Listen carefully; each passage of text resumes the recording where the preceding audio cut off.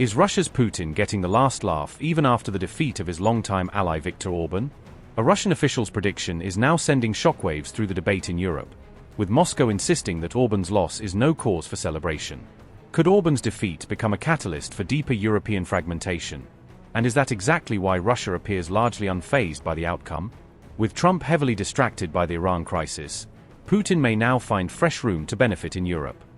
A top aide to Vladimir Putin reacted after Viktor Orban suffered an election defeat in Hungary on April 12, quickly using the result to make a broader political point about the future of the European Union. The Russian presidential aide appeared to take a swipe at the EU after the defeat of Orban, who had long been widely viewed as one of the most Moscow-friendly leaders inside the bloc. Kirill Dmitriev made the comment on X while responding to remarks by British far-right activist Tommy Robinson, using the Hungarian result to argue that pressure inside the EU is only going to intensify. Kirill Dmitriev said, and I quote, "This will just accelerate the collapse of the EU. Check if I am right in 4 months." Unquote. Russia's Federation Council Vice Speaker also weighed in on Orban's election defeat, according to TASS, showing that the result immediately drew attention from multiple senior Russian political figures. The Russian senator said he sees an ideal storm coming for the European Union in the wake of the election in Hungary, suggesting Moscow believes the political shift could unsettle the bloc further. Konstantin Kosachev said, and I quote, "Actually, an ideal storm is now coming for the European Union. Firstly, it will have to find 90 billion euros for Ukraine, a sum that is lacking for Brussels and even more so for the other European capitals. Secondly, prices at fuel stations and the cost of utility services will only be rising for the EU due to what is happening in the Middle East, without adding to the optimism of either households or in the halls of power. The European Union will be forced to appease US President Donald Trump with more military spending. As a result, the anti-European economy diversified to cater to the needs of the United States will only aggravate problems facing the unified Europe under pressure from the anti-Russian policy course. Orban is leaving, and problems will remain. Moreover, they will be growing like a snowball." Unquote. Notably, Hungary had long been seen as one of the more pro-Russian countries inside the European Union, making Orban's defeat especially significant for Europe's internal balance. Orban had opposed Ukraine's entry into the European Union and had also resisted stronger support for the war-torn country, putting him at odds with much of the bloc. He was also engaged in a diplomatic spat with Ukraine over Kiev's efforts affecting the Druzhba pipeline, which added energy tensions to an already difficult political relationship. The Druzhba pipeline carries Russian oil to both Slovakia and Hungary through Ukrainian territory, which is why disputes over its operation have had wider regional consequences. Trump, who was also seen as close to Orban, had backed his re-election bid, while Vice President J.D. Vance campaigned in Hungary, linking the race to broader right-wing political currents beyond Europe. The election result came as renewed tensions were also building in the Middle East after US-Iran talks failed, adding to a wider sense of geopolitical instability across multiple regions.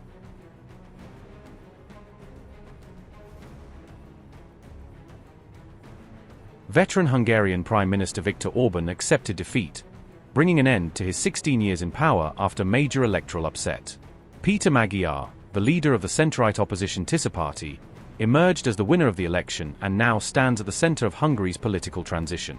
CNN reported that Magyar's Tisza party is on course to secure a two-thirds majority in parliament, a result that could allow the new leadership to push through sweeping institutional changes. Dear friends, the election result is not final yet, but it is understandable and clear. The election result is painful for us, but clear. The responsibility and possibility of governing was not given to us. I have congratulated the winner. I thank you all for the great work. Never before in any election campaign have so many of us worked together, and worked so much. You can see it. We managed to gather 2.5 million voters. 2.5 million people trusted us, today as well. Dear friends, what this election result means for the fate of the homeland and the nation, and what its deeper or higher meaning is, this we don't know. Only time will tell. But no matter how it turned out, we will also serve our country and the Hungarian nation from the opposition. The task that lies before us is clear. The weight of governance is not on our shoulders, so our job is to strengthen our communities. 2,500,000 voters trusted us. We want to give them this message. We will never let them down, and I don't even need to say, since we have been together for more than 30 years. We've lived difficult and easy, beautiful and sad years. But there is one thing everyone should know, here and in the whole country. We'll never give up. Never, never, never. We will never give up. Thank you for believing that it can be done. Thank you for believing that we can change our fate. Thank you for believing that we, ourselves, the Hungarian people, write our own history. Thank you. Thank you. Thank you. Today, the Hungarian people said yes to Europe. They said yes to a free Hungary. They said yes to represent them, to help them, to put the country in order. Because this is a Hungarian government, the responsibility of the Hungarian government. I call on the outgoing Prime Minister to act as an executive government from today and not to make any decisions that would tie the hands of the next government, the Tisza government. Dear fellow countrymen from Fidesz, I know you are disappointed today. I know it's hard to live with defeat, especially a big and well-deserved defeat. I know that you are also maybe angry with us, maybe even with me personally, because being in the opposition is difficult. It is difficult to see politicians in power who are not loved. I know, it's difficult. But I, here today, Peter Magyar, promise you that I will also be your Prime Minister.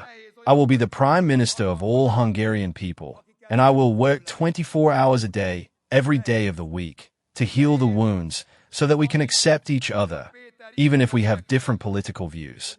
I will represent you too. Dear compatriots, Hungarians, we did it. Tisza and Hungary won this election. Not a little, but a lot.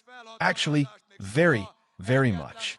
In the history of democratic Hungary, never before have so many people voted, and never before has a single party been given such a strong mandate as Tisza. Thank you for the approximately 3,300,000 votes with which you gave us a historic mandate today to govern. You gave us the authority to build a functioning and humane homeland for all of us, for every Hungarian. Tisza not only won this election, but all signs point to the fact that we will have a strong two-thirds majority in the new parliament. This is a mandate that will allow the transition to be as effective, peaceful, and smooth as possible. We thank all 3,300,000 people who voted for us with a grateful heart. Hungarians today said no to deception, to lies, to misdirection, and said no to betrayal. Dear friends, 2 years ago, a few people set out, and in the end, in the battle of David and Goliath, love triumphed, because in the end, love always triumphs.